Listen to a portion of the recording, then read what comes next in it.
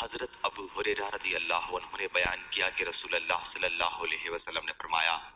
کسی بیوہ سے اس وقت تک شادی نہ کی جائے جب تک اس کا حکم نہ معلوم کر لیا جائے، اور کسی کنواری سے اس وقت تک نکاح نہ کیا جائے جب تک اس کی اجازت نہ لے لی جائے۔ صحابہ رضی اللہ عنہ نے پوچھا، اس کی اجازت کا کیا طریقہ ہے؟ حضرت صلی اللہ علیہ وسلم نے فرمایا، یہ کہ وہ خاموش ہو جائے۔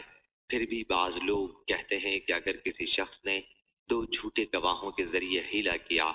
اور یہ جھوٹ گھڑا کہ کسی بیوہ عورت سے اس نے اس کی اجازت سے نکاح کیا ہے اور قاضی نے بھی اس مرد سے اس کے نکاح کا فیصلہ کر دیا، جبکہ اس مرد کو